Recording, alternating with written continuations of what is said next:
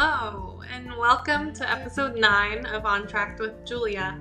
I'm Julia Choi, a violinist with the Met Orchestra, and you'll get to hear my talented colleagues speak about their lives. Today's guest is Julie Bruskin, a cellist with the Met Orchestra. Julie joined the orchestra 6 years ago in 2014. She's an amazing cellist with an amazingly impressive resume, and she's encompassed the entire gamut of the different professions that a classical cellist can have. She's toured the world soloing with so many major orchestras, won competitions, recorded CDs, and has won YCA and toured with her trio. She's also co-artistic director of the Skaneateles Festival. Julie attended Juilliard and Columbia and has been on faculty at the Juilliard Pre-College and Queen's College. She is also a mother of 2. I am so excited to share my conversation with Julie today. Without further ado, let's meet Julie. Hi, Julie. I'm so happy I get to talk to you today. Thank you so much for being here and for your time. Of course, it's my pleasure. Yeah, your journey and story are quite incredible as you've encompassed the entire gamut of all the different professions that a cellist can have, from touring the world as a soloist as well as with your piano trio, soloing with major orchestras, to winning competitions including YCA, recording CDs, and you're a teacher. You're also a co-artistic director of a music festival. And of course, you've been a cellist at the Met Orchestra for 6 years now, on top of being a mother, a wife, a sister, and a daughter. So I can't wait to hear all of that in detail and to share so everyone else can get to know you too. But first, can we get a brief summary of your background and upbringing to begin? Maybe where you were born and raised and where you've lived, and if you had a musical household, are your parents musicians? How did you get started on the cello? Sure. Thank you so much, Julia, for these questions. It's fun to have this chance to talk with you. So I was born and raised in Cambridge, Massachusetts. My parents are music lovers, and they're both wonderful amateur musicians, not professionals, but they play a lot of chamber music with their friends. They played in an orchestra, the Boston Philharmonic Orchestra, when I was growing up, and I would go hear their concerts. They take us to lots of concerts. So we definitely were kind of like immersed in music. My dad has a huge collection of what was then records, now mostly CDs, and so my life was saturated with music from an early age. We had a family string quartet with my sister and I, my twin sister, and my parents, and we used to give family concerts growing up and things like that. So I think cool. Yeah, it was definitely a very musical upbringing. I don't think they weren't intending to make us professional musicians. I think that was always a little bit of a surprise to them okay.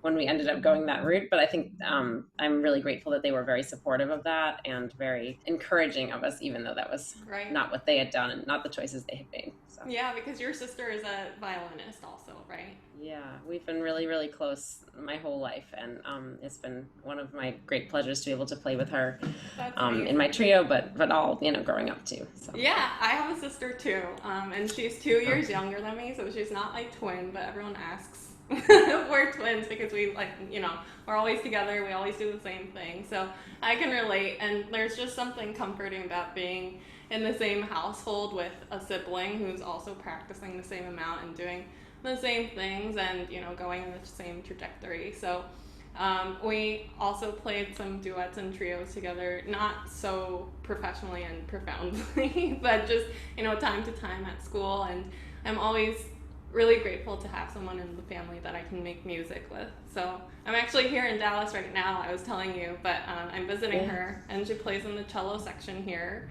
And I recently attended a live concert that they just did, and that I was not playing in for the first time in months, and it was so nice. It's been amazing to see what Dallas is doing with the situation that they're doing their full season, all their programming, and it's really sort of encouraging to think that an orchestra is able to do that. Yeah, because it's just giving us, hope that it's possible in any other organization. You just have to step up and do it. So, yeah. I actually have a question. When you and Emily rehearse, I wonder if it goes the same way. We bicker a lot, and there's just no filter there.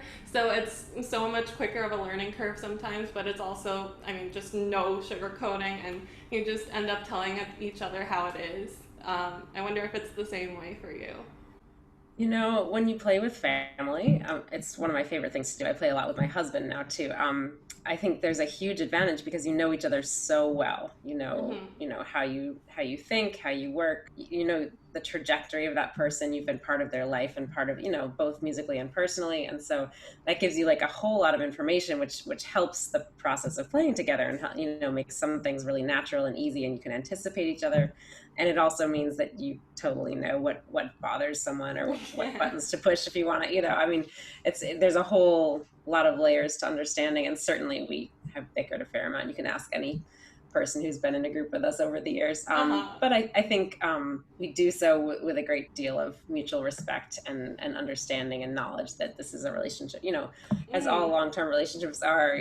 I think with all the benefits of all that richness and kind of combined memory and experience comes, Right. the things, the everyday little squabbles that pop up. But I would say that the general dynamic of it has been a really wonderful thing and something that's been musically extremely Yeah, I like totally agree fruitful with you. and great for me. So, For sure. And but I yeah, got to sit with Emily a couple of times actually at the Met. So I was like, the first time I started something, I was like, what? There are two of you! But with different instruments, so it was funny. But so music was an integral part of your early education. Did you partake in any youth orchestras when you were growing up in Boston? yeah, I was really lucky to be part of a great prep program at New England Conservatory in Boston, and I was going there every Saturday from when I was 4 all the way through Oh, high okay, so school. you did the NEC prep too. Okay. Yeah, no, they have a wonderful program. I played chamber music there. I did theory and sang in a chorus and all kinds of things. But the orchestras were really a wonderful experience for me. The top orchestra was conducted by Benjamin Zander, Wow. and we did some great repertoire, and we toured to South America and to No way, that's so um, cool. yeah, They took which you was on really tours in pre-college? we did, yeah, which was an amazing experience, and really my kind of sole real orchestral experience before the Met. I mean, I played in just a couple things at Juilliard, but I didn't do that much orchestra there. Right, So that yeah. was kind of, if there was any learning curve for me on orchestra playing, it sort of started there. And then, Awesome. And you also made your concerto debut with the Boston Symphony Orchestra at age 17, this is a huge deal, by the way, for all our non-musicians listening in, because they're one of the top orchestras in the country. So this is a huge deal. And what did you play? And do you remember this day and what it was like yeah, for you? yeah, it was amazing. I played Walton Concerto, which Ooh, is I've kind never of heard of that. For yeah, cello? for cello. The viola concerto is much more.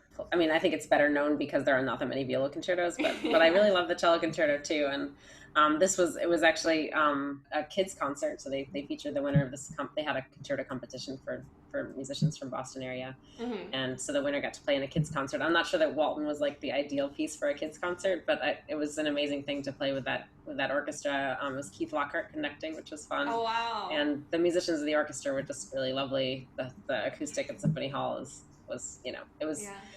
very much like also just playing a concerto. I've had the opportunity to do it a number of times. I think there's something about all the hours and hours of preparation that go into it, and the long journey that takes you to that moment, and then getting up on stage and feeling like that's kind of the pinnacle of all that work, and feeling really at one with your instrument, able to do the things you want to do. I think that's like a moment that I love, and I Hmm. try to find that the apex of like all the preparation and work and everything when you can just Right. let go and play. And that's when I've had that experience, it's really inspiring. Keeps you going Right. through the times that feel like more like a slog. So Yeah, that's awesome. I mean, there's so much preparation that we put into it leading up to the event, and then when you're actually there, it's just like a totally different thing, and you're just performing in front of people. It's crazy. It's so much adrenaline.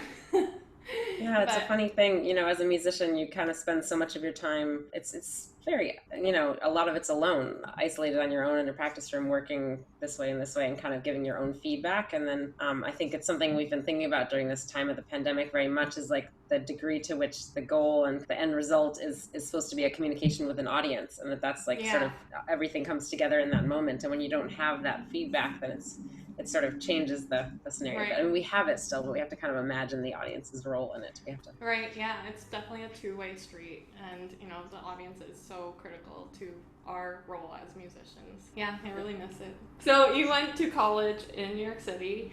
Could you describe maybe what the Juilliard Columbia double degree is? Sure. So I had lots of thoughts about college, but my parents really wanted both my twin sister and I to get a college degree in addition to studying music. I think they were, just wanted us to have options as we went forward in our education. And so we kind of settled upon, both of us ended up doing a joint program that Columbia and Juilliard offer, where you basically are an undergrad at Columbia first, but are able to take lessons. And we did chamber music also at Juilliard for the first 3 years. And then you have to apply again, actually, to join the master's program at Juilliard. And in your fourth year, you're kind of finishing up any requirements at Columbia, but you're basically a master's student at that point at Juilliard, and so you do 2 more years there. Right. So it's a 5-year program in total, and I loved it. It was a great thing. I loved Columbia, but I also loved being able to kind of, having Juilliard as like somewhere that was special that we could go. That when things at Columbia got too intense, I could head to Juilliard and do things there and get involved in that world. And when things at Juilliard were driving me crazy, I could go and just be a Columbia student. Oh my God. I mean, I have a lot of friends that did the program, but I've never really, I don't know what's actually going on there. I know generally, that you have to do a lot at Columbia, and then you have your own lessons at Juilliard, but you don't really get to do all of the orchestra. Or do you do chamber music though?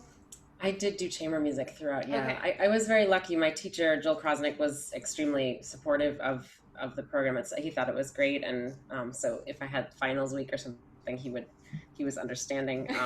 But yeah, it is a lot to juggle, certainly, and the first few years are definitely weighted towards the Columbia side of things, which it was tricky to fit in practicing. And that was when my late night practicing habits started. Wow. I would practice till 1 or 2 in the morning down in the basement of our dorm. So, well, I mean, that's kind of what you're doing right now. I mean, as part of the job, right? Because sometimes we get home at like 1 or, not that late, but around there.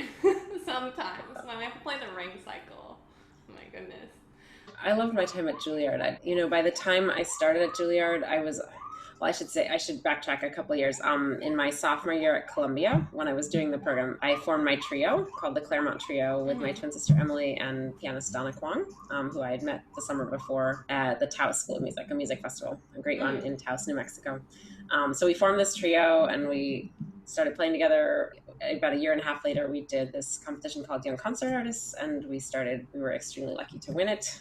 We never really expected that, but it was an amazing thing. And we started touring. We started traveling around and playing concerts. And so by the time that I actually started my master's at Juilliard, I was already touring with the trio. It was a busy time, but I loved being there. I loved my teachers. I was working with Tim Eddy by that point, who was just amazing. I learned so much from him. I mean, the trio was like a really exciting thing to do, and we got great.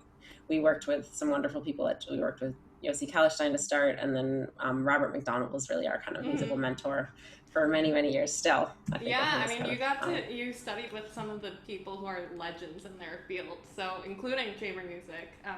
And so could you maybe give us some brief summaries of your times with your teachers and your main takeaways from them? Oh, that's hard to summarize, but I learned so much from them. I mean, Tim Eddy was just an amazing person to work with. He's such a deeply involved musician. The way that he thinks about and experiences music is so deeply part of who he is, and he expresses it so beautifully. I actually am so grateful. I recorded some of my lessons with him, and he's one of these teachers. It's not like you play something and he says something and you play something. Often you would play something at the beginning and then he would talk for about 45 minutes, and then at the end you might try 1 or 2 things. And I heard about that. Yeah. I'm grateful that I worked with him for my master's, not my undergrad, because I think I might have had a harder time. But just, by the end of this 45 minutes of listening to him talk about the music, you just felt inspired to, it was just so amazing to hear what he was saying and try to take that and then in your own time work it into what you were doing. And I think a lot of the kind of musicianship and the things I think of as my own playing kind of grew up out of that time working with him. So I'm really grateful to him for that. And Bob McDonald, kind of our trio's mentor and someone who really kind of formed how I play chamber music and approach that process. I mean, he's just a musician who has such a high standard for himself, such a kind of innate sense of how the music should go, and respect for that music and for the process of trying to find the best way to bring that to life. And he was a make you do it over and over again until it felt just right. And I mean, I actually have to say, working with him, I loved it. I learned so much. And then years later, our trio actually played some concerts with him when our pianist had a baby, which was an amazing thing to tour with him. Yeah. But if ever he felt exacting during coachings, the experience of working with him, like he's 10 times more so with himself, which I thought was, it's very honest. It's not that he's trying to give anyone a heart. It's just that that's how he hears it and how he responds himself. And so, but it was really great. Yeah. I only heard really great things about him, and I actually wanted to work with him a couple times, but he was just so busy at school, so he just never had time in his studio when I was in school. But it's really amazing to hear all of this. He's a great guy. Yeah. And then, so did you do any freelancing during your time at school? You probably didn't have time to do that, right? I imagine you not really. Time. Yeah, my trio did a fair number of performing. We performed some Juilliard, benefit events, and we'd play gigs around, that kind of thing. But it was mostly with my trio at that point. I didn't do very much on my own because we were so focused on what we were doing and you just touring. Didn't have time. I can't believe that you even had a trio during the time, that you're at Columbia and Juilliard doing all these classes and practicing, and wow. Yeah, it started very early for me. I'm very grateful for that because I think there's, it kind of focused my work in school and. No, I wish I had done that program now, looking back on it, but it's really incredible that you did that. And I didn't sleep much, I'll say that. Right? Yeah, maybe you should catch up on sleep now, but you don't have time either because you have kids now. That I have children. What is sleep? No. I missed my chance. It's going to be another 20 years or something. Oh my goodness. Not quite that long. Maybe 15 years till I can sleep. Right. But who needs sleep? Sleep is overrated. And so what did you do after you graduated? Did you have other jobs outside of music, or was it always the cello? I have never really had another job. So by the time I graduated with my master's in 2003. That was kind of getting into the peak of what our trio was doing. We won another award, the Kallenstein Loretta Robinson International Trio Award. Yeah. And it got us a really, really nice tour of concerts. And that was like our busy period, I would say, like 2003 to 2007. Like we were really actively touring. Yeah. It was also, I should go back 2 steps and say it. The other amazing thing that happened at Juilliard is that I met my husband, Aaron Wunsch. Yeah, we have to talk about that too. How did you meet him? Or just at school? At school, we were in class together. Friday mornings on a class on Schoenberg and Stravinsky. Very romantic. And I had sort of been. I don't even remember how I ended up in that class, but I had sort of been directed there by Betty Brummett, the dear registrar, who was like, I said, I don't know anything about that. She said, well, you could learn. So I took this class, and Aaron knew a lot more about it than I did. And he, I had to give a presentation at some point, and we met up and talked about it. But we were very close friends with mutual friends, so they kind of introduced us also. And our teacher of that class, actually, Claudio Spies, had a friend at the Met Opera, and he would bring his classes to dress rehearsals at the Met. So that was actually one of the first times that Aaron and I really got to talk to each other a lot, was at a dress rehearsal of Meistersinger at the Met. Oh my goodness. Jimmy, so that was your first date, really? Kind of, yeah. Oh, that's so sweet. I mean, Met is the best date place to take your, your potential spouse. So I know that you think of Aaron in a slightly different way. He's always been a professor in my mind because, when I went to school, he was already teaching there on faculty. And I never took a class with him, but my sister did, and she always said that he's like the best teacher ever. So, yeah. I think he's a really good teacher. I only realized that you guys were married when I joined the Met, and you started talking about him. Oh, God. Well, I can say this. I'm extremely grateful that he teaches at Juilliard right now because, it's sort of given our family. Is he doing online classes and everything like that? Yeah, they're all on Zoom at least through the end of this year, this calendar year. So I see. Yeah, he's been kind of reinventing how to teach everything online, but that must be really stressful. But, at least it's doable, and they're finding ways around it, so. Yeah, a lot of things are possible, and, some things you can do on Zoom that you can't do in person, and then other things are not very possible, so. Right. Yeah, taking it step by step. We're learning. Yeah. Is there any moment that shaped your career trajectory, maybe, leading to becoming a member of a major orchestra?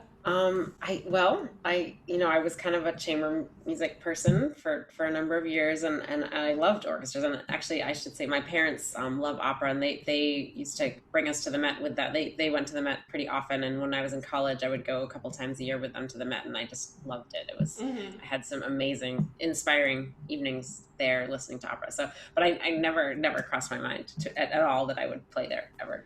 But I loved it, and I was like, it just struck me as kind of the epitome of the musical experience. This whole, everything coming together. Yeah. So, and then I was traveling and touring, and at some point in kind of the peak of our tour, there was one tour when we were away, the trio, for like 5 weeks at a time, and I didn't love that. Like, it was too much. I really missed Aaron. I missed being home. I missed, it was just a little too much. Yeah. And so I think that Were was you when married already at that point? Yeah. Okay. Yeah, we got married in 2008, but we met in 2001, so we've been together through that whole period. Yeah. So that's when I started teaching as well, and then just to kind of give a little bit more stability at home, I taught in a couple of different places at Queen's College, and you still teach there now, right? I don't actually know. When I joined the Met, I gave up all my teaching. I had been teaching quite a lot, and then I still occasionally, I had filled in for a friend in a couple of semesters teaching at Juilliard pre-college, but for the most part, the Met and my kids was so much that I didn't have time for. Right. Yeah. Oh my goodness. I don't know how you do it all. That's another question that we'll get to later. But so you didn't know that you always wanted to play in an orchestra, and the trio was your main thing. And so when did you decide to take orchestra auditions? Well, it was your first audition, right? Ever? Actually, no. I did one before. When I got pregnant for the first time with my son, I had these friends who we used to get together. It was so great, actually, because when you're out of school, you don't really have any feedback from a teacher or someone regularly. So this group of us would get together. We would play for each other whatever we were working on. If I had a big concert coming up, or they would often play orchestral excerpts as they were getting ready for auditions, and we'd just kind of play for each other and give comments, and then we'd usually have a nice lunch, and it was really fun. We called it the Celebration. Ooh, that's a good name. So anyway, like, I'd heard them playing excerpts for a couple of years, and I sort of saw what the process was like, and I was very interested and inspired by the attention to detail that they were using as they prepared, and I really appreciated that, but I hadn't really ever played any of these excerpts myself, so I was sort of giving them an outsider's perspective when I gave my reactions. Anyway, so I was pregnant with Gabriel, and they were like, "Oh, there's a New York Phil. There's 3 openings. There's an audition this fall. Are you going to take it? You should do it." And I was like, "Oh, I don't know." I never thought of myself as the kind of person who would win an audition. Like, I don't know. I always imagined that would be like a person who could play things super cleanly and consistently and everything in tune. And I never thought of myself as that person. Yeah. But I figured, why not? It would be a great experience, something I haven't done before, learn some of these excerpts and give it a try. And, with a baby coming, it was appealing, the idea of, having a job and stable work in New York City. So, so I worked on it, and we played for each other, and they taught me a lot about excerpts, and I played the first round and I advanced. And then I was teaching at Queen's College at that time, like really early. I had to leave on the train at like 6 a.m. to get out there to teach at 8:30. So I had gone, and I was getting ready for my first lesson, and I hadn't had breakfast yet, and I was like 5 months pregnant, and oh my God, I fainted. I was just like warming up, playing some stuff, getting ready for the first lesson, and I just fainted and fell right on top of my instrument, and got like a big. It was like I got a big black eye and all these things, and I came to right away, because when I called Aaron, I said, "Oh my gosh, I don't know what happened. I think I fainted." What I was worried about was my cello. I said I fell on my cello. I think I cracked the front of it. He was like, "Are you okay?" Like, go to the hospital. That's the first thing we all think about. Like, are our instruments okay? We're fine. He was like, "Who cares about your cello? Like, you need to go to the hospital. And is the baby okay?" And all this stuff. So I went to the hospital, and Aaron came and joined me there, and they were all, because you walk in with a black eye, and they were like questioning Aaron. They were like, they were like, "Do you feel safe?" I was like, "Yes." And he's the last person you would think that, like any of this would happen. Yeah, it was this whole crazy thing. But anyway, I made him take my cello immediately to like my cello doctor and make sure it was like. Anyway, so I had the next round of the New York Phil like 3 days later. So, oh my goodness! So it was a little bit of a weird second round, but I didn't win it. But 3 wonderful people did, and so but I had I think it was still a really good experience to learn a bunch of excerpts and to work in that way. Yeah. And so then the next year, Gabriel was born in April, and for a couple months I didn't touch the cello at all. I really was just kind of focused on learning how to be a mom, which is a big job and one that I really love. But somewhere around May, I was kind of June, I was like itching to get back to playing, and when I did play, it felt like me again. It was like a really great thing. So my friends were like, "Well, there's a Met audition this fall. Do you think you want to take that?" And I was like, "Oh," and I looked at the list, and it was actually a lot shorter than the New York Phil. Like the New York Phil list had a bunch of big pieces. This was just like 12. Yeah. Excerpts. And operas too.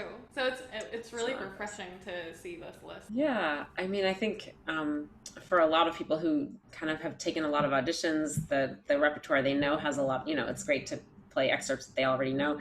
I didn't really have that so much, so it wasn't such a disadvantage. Like I didn't feel like it was all new. It was all new repertoire anyway. So but I certainly enjoyed learning some of those excerpts. There were a few from The Ring, which was something I had seen and really loved, and so that was fun. Mm-hmm. And and the audition was the finals were the day before Thanksgiving. I really had no expectation. I decided to take the audition mostly to kind of give myself an opportunity to kind of get myself back in shape after having Gabriel, and a kind of a goal and a very concrete set of things to learn that I knew would kind of and also to kind of give myself a reason to make space for practicing, because it was easy to just not do that. And this sort of helped me be organized about that. So winning a job at the Met was kind of the last thing on my mind. I didn't even tell anyone I was taking it other than my 2 friends who we played for each other. And they told me a couple of wrong notes I was playing and things like this. But like, I didn't tell my family. I didn't tell anybody. Yeah. And it was the day before Thanksgiving that I did the finals, and I had to tell my parents that something was going on because I was coming home a day later than planned. Right, yeah. Then, of course, my father got very nervous and all these things. But it was it was an amazing thing. Do you remember your Met audition? Do you remember, your experience with that and just what went on that day?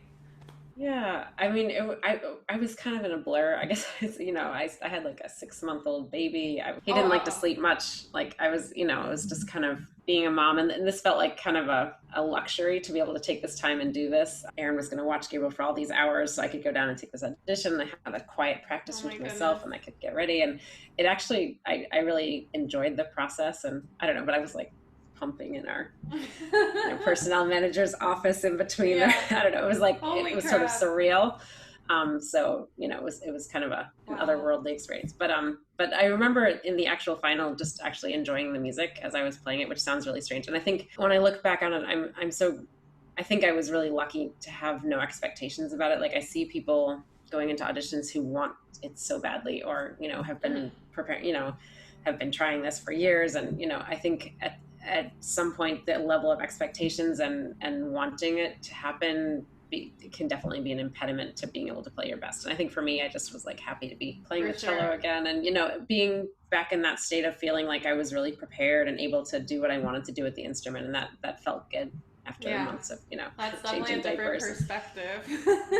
No, that's it was really awesome. And what were your first experiences playing at the Met, and what makes it great to work with your section?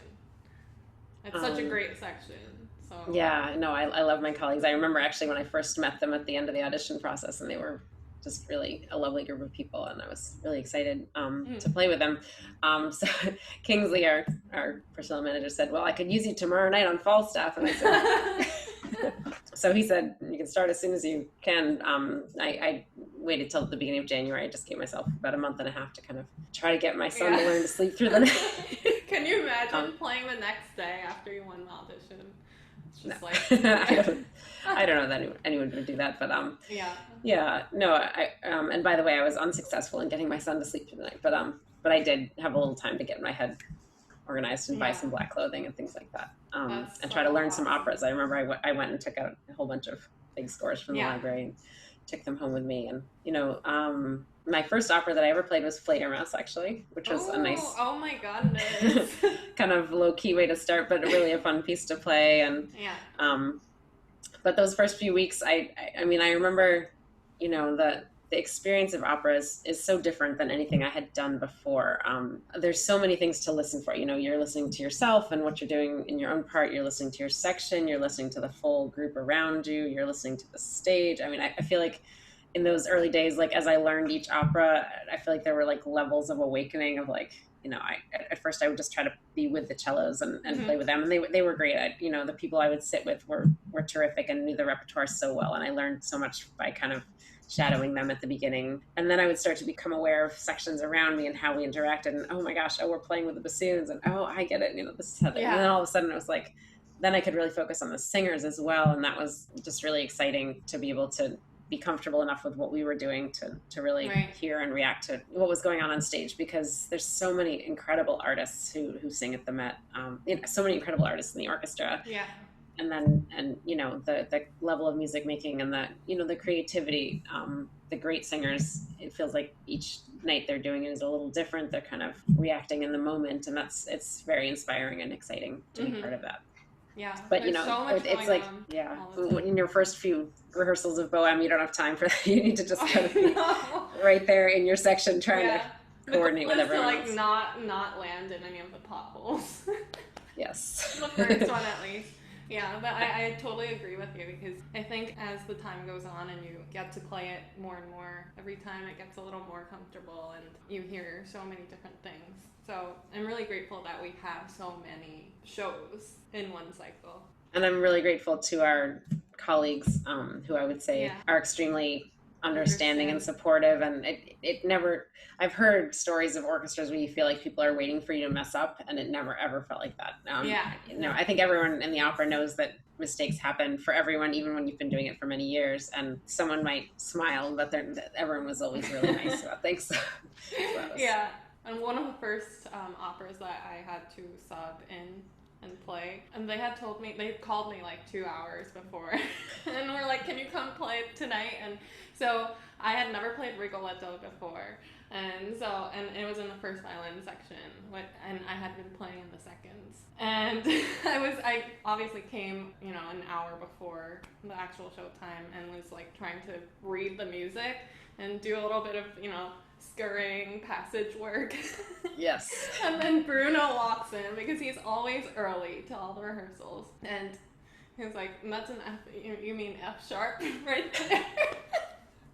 So every time I see him, he says, that's an F sharp. So it's just like our inside joke.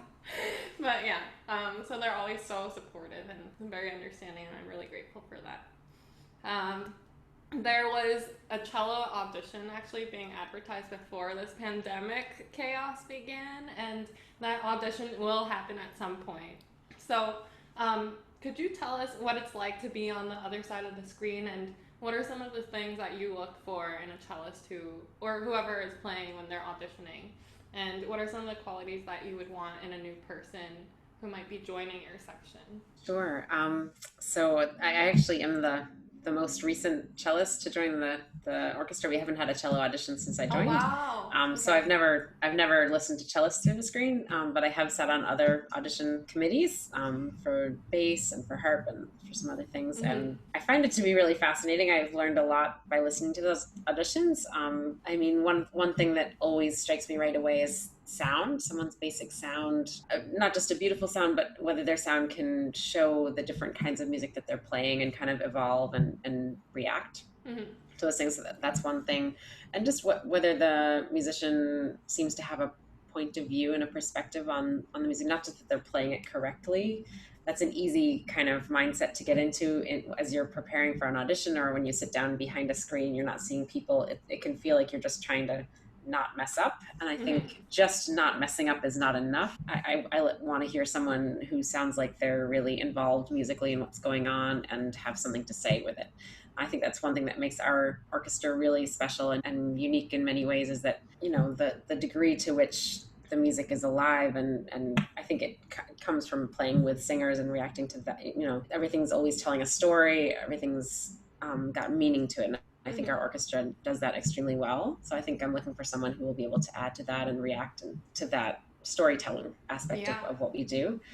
Sometimes in the audition room, you hear many people in a row, and so I always take a lot of notes. Some people don't do that at all, but I always take a lot of notes because I feel like it helps me to remember my reactions. And sometimes if you hear a lot of people who play sort of similarly and then someone comes along and plays differently, I think for some people on a panel that sort of automatically would make them seem less good if they do it differently. But in one case, there was a person who played really differently who I thought was amazing. Like I really loved the personality that came through. I guess I would say not to be afraid of showing personality. I mean, you don't want to do anything that seems really unusual or that might make someone think you weren't respecting the music for what it was. But I think within that, if you can find ways to bring it to life with your own voice, I appreciate that. Right. I agree with everything that you said. I haven't been on a panel yet, but I'm looking forward to it. So it's challenging, it is difficult to kind of parse so many performances, and you're not hearing a lot. Although I remember being worried that 5 minutes or whatever would not be enough, but someone else said, usually about 20 seconds and you feel like you kind of know. And I think there is something about that, a winning performance, you kind of know right in the moment that this is that obvious. It's not always, but I think there are many good performances also, but with the ones that I've sat on, the people who got through to the next round, there was something different about the feeling of listening to them. So ideally that would be the case. Yeah, right.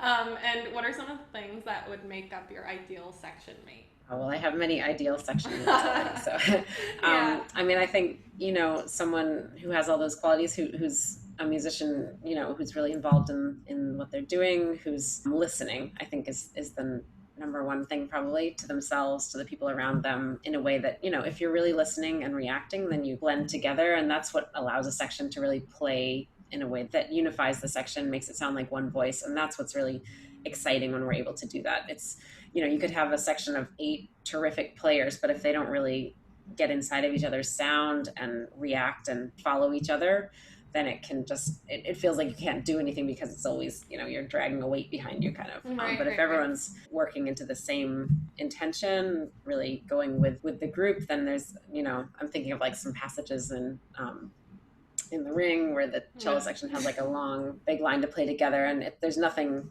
more thrilling than being able to do that in a way that's kind of, where you almost all the individuals are subsumed into one voice and playing together. Right. And that does require everyone to kind of, be working towards the good of the group, rather than, it might not be the way you would play it yourself to make it sound the best. But I think basically a player who's able and excited to do that, to play in a way together. It's all about the teamwork to be in a section. And so, and you guys sound so beautiful every time you have a section solo. So, it's so heartwarming. Thank you. We're very lucky to sit next to you guys. The first violins always sound great. So. Yeah, we have a good little niche there. We have the first violins and then the cellos and the basses. So I love sitting next to the lower strings. It's so nice. In opera, but in all music, I think we often, even when we don't have the melody, well, we have the kind of harmonic underpinning, and I think that's, there's so much that can be added to the music from that role. I've always really enjoyed that, whether it was in trios or in orchestra. I know you've traveled the world giving master classes, and you were on faculty at pre-college and at Queen's. Are you taking students currently? I've thought about getting back to teaching. At the moment, I'm not teaching anyone, although maybe I will start again. I love working with students, and I miss it, actually. I've always thought that once my kids were both a little bit older that I would get back to it, because I really enjoy the process. And I find that at a time when I'm no longer studying with a teacher, that teaching kind of feeds your ability to play your instrument better. I think it keeps you thinking very analytically about how to do things, breaking down the different skills that you need, looking at your own playing critically and saying, how could this be better? How can I help this student do this? And, inevitably those thoughts help you play your own things better as well. I think it, in the absence of being taught, I think teaching serves a similar purpose. Totally. And I love the interaction with students, watching them grow and discover new things. It's really rewarding to see someone that you've been working with do so well and just grow. So it's kind of like motherhood, which is the next thing I wanted to ask you about. The pandemic is just definitely a bummer. And I hate saying this word now. I'm just like, when can we stop saying this? But it's nice that you have some more time to spend with your family right now. And so how has it been going? The pandemic is challenging in so many ways. I am extraordinarily grateful that I've been able to go through it all with my amazing family, with Aaron and my two kids, Gabriel and Clara. Gabriel's 7.5 and Clara's 4.5. And so they're like still at ages where they love to spend time with their parents, and we've certainly had some really great family time, and much more so than I would have had without the pandemic, and I'm grateful for that. It's also had many challenges. For sure. We live in a fairly small New York City apartment, and especially in those first few months, March, April, May, when we were really kind of indoors together so much of the time, we were on top of each other. It just it was hard, and we were all stressed out about various different things. And the kids, we were trying to get them to do remote school on Zoom, which is, especially for a 4-year-old, was kind of a little challenging. But I will say that I feel like by this fall, my kids, they've really adapted very quickly and very well to this situation. They're both now in blended learning, so they go to school at least part of the time, and they're so grateful to be back in that. And they wear their masks really, really well. And there is a lot that all of us have lost and the kids have lost in this time, but I think they've also learned this incredible way to take a situation that's not what they wanted and work with it and find the positive. And on our good days, that's what we do. So yeah, it's so nice to see that kids can adapt so easily to the times. So that doesn't change the fact that here we are I'm in this room on Zoom, and Aaron's teaching Juilliard class in another room on Zoom, and Gabriel's in second grade on Zoom in the third. Gosh. So I'm just hoping our internet connection holds up. Yeah, right. So far, so good. I've been asking all the moms on this podcast, and my biggest question for everyone has been just, how do you juggle it all? And, what's your typical day like if you were at work right now? And just talking about motherhood with your huge careers. I don't know. Every day is an adventure. I often feel like I'm like right on the edge of not handling it all. Yeah. But I try to be organized. I make lists. A normal day before the pandemic hit, I wake up in the morning, get the kids ready, get them to school, get home, shower, get ready, go to rehearsal, come home and grab them both from their pickups, get them to violin lesson or whatever other class they had, get through the homework, make dinner, get back to work. Oh my God. It was that kind of thing. These days, it's a slightly different thing. But actually our job, I would say, I'm very grateful that the schedule of our job does work fairly well with kids' schedules, because I'm almost always able to drop at least one of them off and to pick one of them. We have kind of, our rehearsals usually fit within the school time period. And we were in a very good routine of me heading off to work and then daddy nice. During bedtime. Yeah, that's so nice. Or babysitters.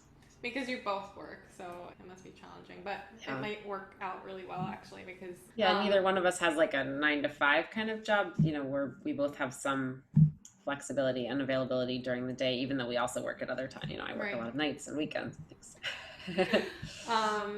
And you just mentioned, but your kids play violin. Yes, both my kids study violin. Well, Gabriel started with violin. That's exciting. It's great.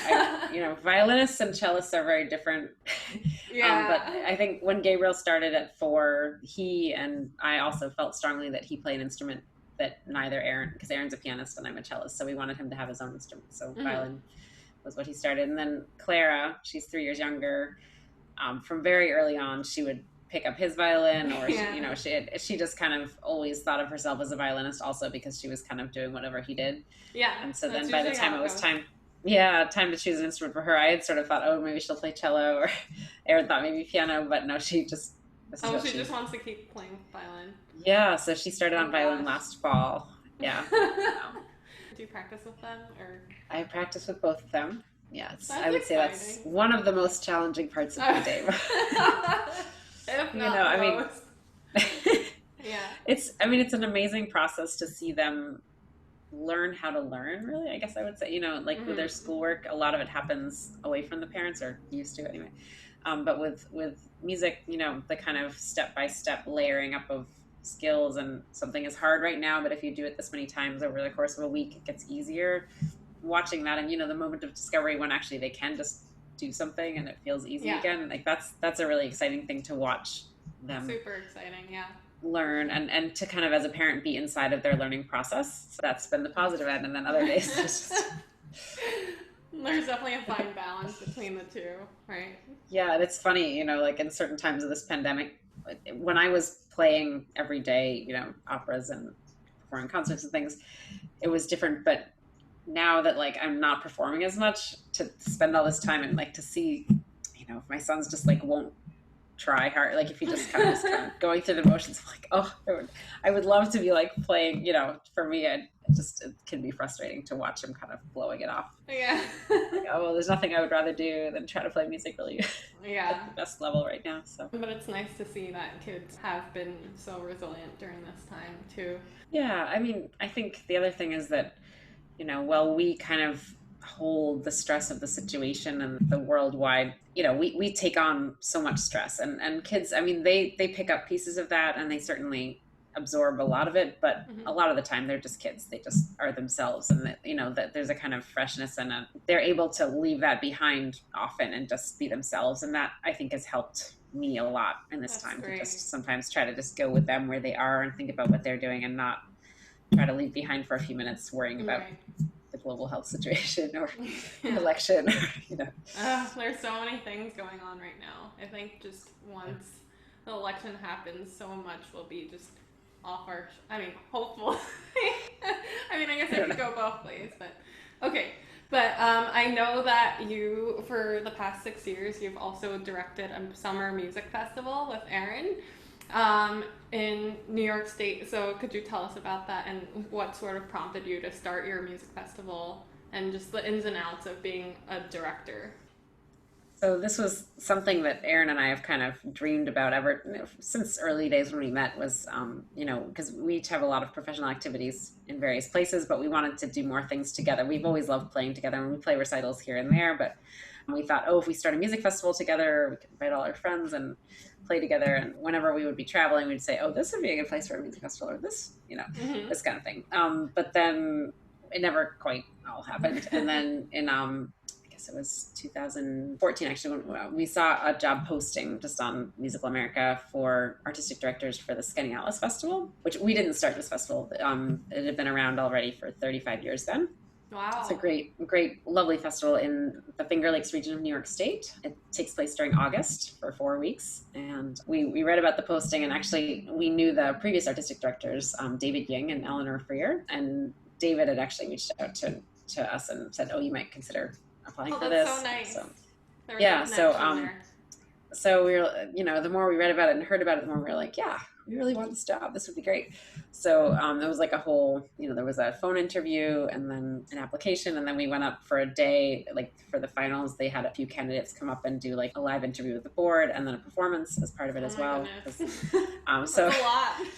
Yeah, and it was, I'd been at the Met for a year at that point, and Gabriel was still he was 1 when we did this whole thing, and we spent the whole trip up trying to keep him happy, but also talking about, how we were going to present this to the board. And it was another dream come true to get a job like that. And it's been just a wonderful place for our family, kind of a musical home in the summers, where Aaron and I do get to collaborate both on planning all the music and musicians who come each summer. We do about 12 to 15 concerts every summer, most of them indoors at a church with really nice acoustics, and then a few events outdoors at a pavilion at a vineyard. So kind of have a range of different kinds of performances. We've had from Hilary Hahn to David Zinman conducted for us a couple times, to Wynton Marsalis came, has played. He's great. Yeah. And lots of string quartets, and but we also put together a lot of groups and do some really interesting chamber music that doesn't get done other places. So it's been really fun, and my kids love it there too. They've kind of that's so nice. Had this experience of living in a big house with a big yard and getting to know the neighbor kids and riding their bikes up and down the street. This has been something that they don't get in New York City. So. Right. Yeah, that's so awesome.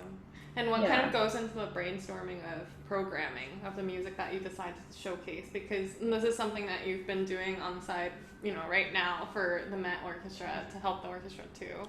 Yeah, so I mean, each season, the planning for some of it starts even more than a year ahead, usually by about a year before. We're thinking about the budget, how it'll work out, planning in certain pieces and certain musicians we definitely want to feature, and then kind of filling in around that. Sometimes it feels like you're a bit of a matchmaker, deciding who would play well with who, and, oh, it'd be so great to get this person. If this That must quartet's be around. fun. Yeah, it's really fun. And I mean, just having all these different people come together. Actually, I'm really glad we've had we were able to get a bunch of people from the Met to come up and play. Mm. And that was really great. And playing together in smaller ensembles and for an audience that's really, really appreciative. I'm really grateful for our audience in Skaneateles because they love to hear music. They're really excited by new things and by things they know. And Yeah, so that's been really awesome. fun too, just getting to be part of that community. So, but it is, it's a bit of a puzzle sometimes, figuring out, you want to have some pieces that are blockbusters that will really be a hit, and then also some things that will stretch people's comfort level with what they know, something that might be different, but that hopefully that they'll come to love as they listen to it, or at least be an experience that enriches their listening. And I think we think about it both in terms of each program, but also the whole month as a whole, the experience of, because we have quite a number of people who come to many, many of the events. So, that feel like a journey from start to finish, sometimes some themes that go through the month or things that tie in. So it's always an exciting process, but I will say that it has given me a lot of experience on kind of the other side of presenting music and thinking about some of those concerns and the planning stages, which has been very helpful in this time as our orchestra has been gearing up to put on some of our own chamber music concerts and certain parts of that organizational process I have done some before, so trying to put those skills to use. Well, so glad we have you doing all that. How did the pandemic change the way you ran the festival this summer? So, like most organizations, we made the decision not to do anything for live audiences this summer because of New York State regulations, and it didn't seem safe. We were really lucky to be able to partner with WCNY, which is our local PBS NPR station, and we did 4 live broadcasts in their TV studios of chamber music with us and with musicians basically from the area. We didn't fly anybody in, but we were able to do some really great things. The kind of grand finale to that was a crazy project we envisioned. Our festival program had originally included Beethoven Ninth Symphony for our final concert. Yeah. And we knew that wasn't possible, but we thought, well, what if we could still do the finale somehow as like a virtual layered thing? So Franz Liszt has an arrangement for 2 pianos of the whole symphony. So Aaron and Andy Russo, who's a great pianist who lives in Skaneateles, actually, they played the 4-hand arrangement, and then we added in 4 incredible soloists and a local chorus from people from the area who all recorded their tracks, and we layered them all up, and it's a big process, but it came out really beautifully and was very, it really was uplifting, I thought, to hear, voices together in this way. Singing has been one of the things that's been the hardest in the time of pandemic. It seems like there have been super spreader events of choruses and things, and thinking about how we'll be able to sing together is something that's on our minds right now. It was a big project, but it's something really great to do. Yeah. And what have you been up to in these pandemic times otherwise? Well, I try to keep playing.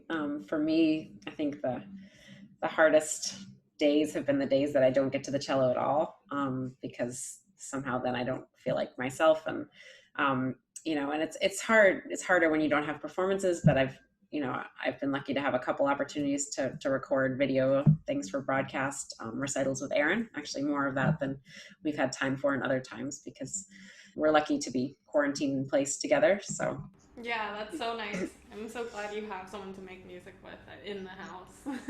Yeah, and then spending time with our family and getting outside as much as we can. It's always better outside than inside. We've been in Central Park and all the parks, but Central Park feels kind of like our second home at the moment. So lots of bike rides, and my son's got really into fishing. He fishes in Central Park all the time. What? I don't know. Has he caught one yet? Oh yeah. Oh he catches really? a lot. Wow, that's so nice. I think they must stock the ponds in Central Park because they're. But then I've also spent a lot of time working with the orchestra, with our 501c3 Met Orchestra Musicians Fund, trying to get some performance opportunities for our players, whether they're outdoors. We've done some outdoor things or working towards this series. So, Aaron sometimes says he thinks I spend more hours working for the orchestra now than I did before. But it's also been something that in this time when we don't have our normal jobs has helped give me structure and, feel like I'm doing something. Yeah, thank you so much for that. I mean, your time and, all your efforts are really invaluable. So I'm really grateful that you're doing that. I try. Yeah, right. Do what we can. And you've been at the Met for several years now, so you must have a really funny story or some hilarious or crazy moments at the Met. I mean, I've had all kinds of amazing experiences at the Met. I do have to tell my one crazy story from my first winter there. We were doing Shostakovich, Lady Macbeth, which is an amazing opera. It's extraordinarily powerful to see, and it was really exciting to be part of it. I will say it's an extremely loud opera in the production that we have, which I think is very effective. In one scene, the heroine she's having a psychological dramatic moment, and she's having, in this vision, there are all these brides dancing around with these very old 1950s style metal vacuum cleaners. It's a very bizarre, fantastical scene. But anyway, a lot of chorus members and supers are up on stage with these huge metal vacuum cleaners, and during a rehearsal, a couple months after I had joined the orchestra, someone somehow lost track of the vacuum cleaner, and it rolled down and fell off the stage and into the pit and landed right between me and the piccolo player and the harp. Oh my goodness! Easily could have hit my head or my cello, and it was in the middle of like a very loud place, and I was already, But how was your cello? Just kidding. We were fine. I mean, it amazingly didn't actually hit a person or an instrument. It kind of fell into space. So, but I was still a little bit in shock. I had to go take a little walk. And, oh my goodness. But you never know what'll fall off the stage. Right? No, things do fall off the stage somewhat often, but this was a larger, heavier object than usually falls off the stage. So. Oh my goodness.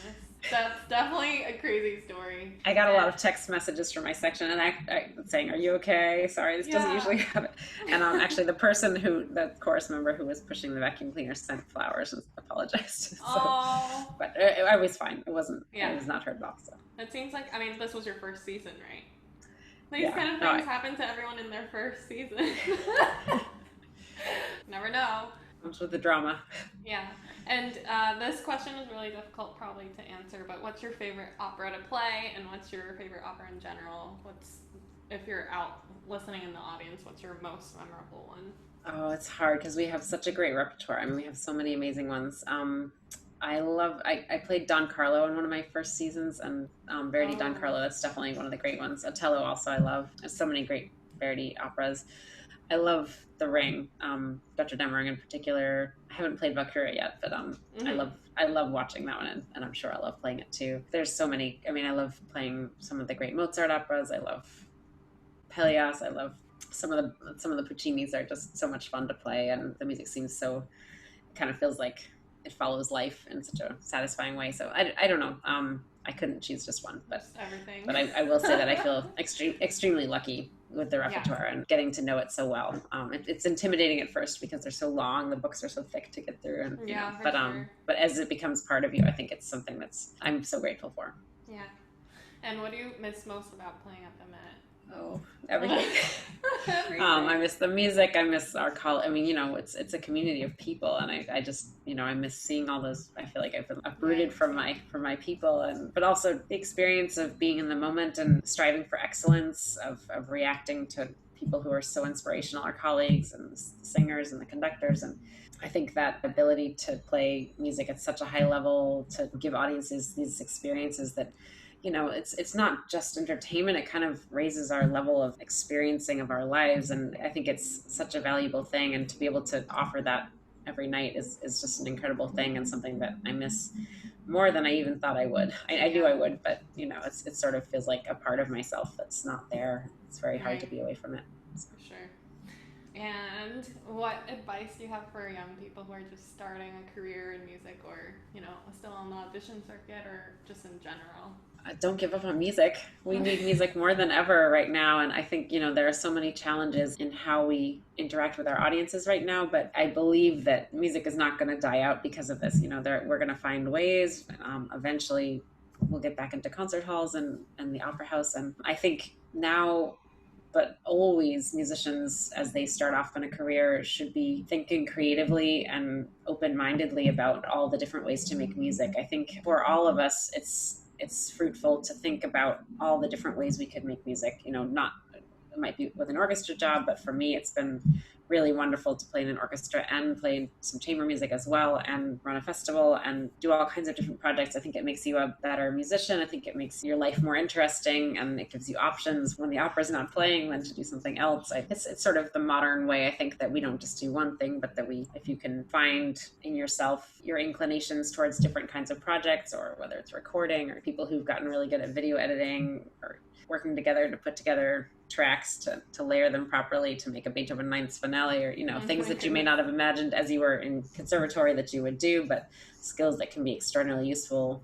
going forward and in making a career which will have twists and turns. And for all of us, that's always been true, and now is even more at the forefront. But that ability to be flexible and creative and think of new ways to do it, that's what we need. We need that in the music field. That's true. And I hope that all these new young people will bring, you know, having grown up into the profession in these times, that they'll perhaps have even fewer limitations on how they think about music performance than I do, or, you know, my generation does. We've experienced it the way we've lived it, but some people will come to it from a new perspective, and I'm hopeful that will give our field many possibilities that we haven't even thought of yet. So. Yeah. And do you have any advice for women with full-time careers? You can do it. You know, I mean, if you'd sort of sat down and tried to plan out how certain things would work, you might just decide they were impossible. If you just kind of go for it and, you know, you want to make it all happen, you want to fit it all in, somehow it seems to be working out most of the time. Yeah. And then, you know, occasionally I totally drop the ball and double book something or don't show up, you know, and then you do your best. But I think all the things in my life I love so much and wouldn't have it any other way, so you just make it work. Yeah, just do it. All right, so we have our rapid fire questions now. Okay. Dogs or cats? I love them both. I grew up with a cat. Aaron's allergic to both, so at the moment, neither. So no dogs or cats right now. Okay, wine or cocktails or beer? Wine. Go-to drink? At a bar, probably wine still. Okay, red wine or white wine? In the summer, more white, generally red. Okay. Whatever Aaron opens. City or suburbs? City. Mountains or ocean? Mountains. Jazz or pop? Jazz. Books or Netflix? I love books, but these days I mostly read kid books. Okay. Of which there are many great ones, but we also watch Netflix, so both. Awesome. Coffee or green tea? I don't drink either. What? How do you get your caffeine? You have so much energy. I don't. I've never been, I mean, in college a little bit occasionally when I was staying up really late, I would drink coffee, but I don't really drink either one. Wow. Okay. I'm a freak of nature. Wow. Summer or winter? Summer. Sweet or salty? Sweet. You have a sweet tooth? Yes. Oh, wow. Me too. Yes, lots of pandemic baking at our house. Yeah. Breakfast or dinner? Breakfast. Online shopping or in-person shopping? These days, all online, but I do miss in person. Cooking or takeout? We cook mostly, but I like my takeout here and there. Text message or call? I prefer a call, but these days I dictate texts constantly. So. Morning person or night owl? Night owl. Introvert or extrovert? Introvert at heart. Homebody or outdoors? Both. Yeah. These days everyone's a homebody, right? But no, true. I love to be outdoors and get out as much as I can, especially with the kids. Okay. What is your favorite restaurant in New York City? Our favorite restaurant was Moss Farmhouse, but it closed about a year ago. They had a fire, and we just weren't able to do it after that. So, but that was where we had a lot of our anniversary, birthday special meals. Yeah. Do you have a new one? No, I haven't been to many restaurants lately. So. Okay. What is your favorite site for tourists to visit when they're here? Probably Central Park is where where I spend so much time. I think it's an amazing park. Even after spending months there, I still feel like I find corners of it that I hadn't known about before, or it sort of can keep finding things in it. Right, and it stretches for so long, so there are a lot of places within it. A favorite cuisine? French, Thai. Ooh. Korean? Asian or Oh no, I'm just throwing out a few Korean food. Just also like everything. Sushi. Yeah, awesome. And where can people find you if they want to connect? Facebook's probably the easiest. Okay. Yeah. Awesome. Okay, well, I think this is a good time to wrap it up. Julie, you are a true inspiration for all of us, and it's been such a pleasure having you today. And I hope my listeners got as much out of this as I know I did. And so thank you so much for your time and for giving me and our listeners a chance to learn a little more about you. Well, thank you, Julia. I love these programs. I've really loved listening to the other ones, interviews with others of our colleagues. I've learned a lot myself, so thank you for doing this. Thank you.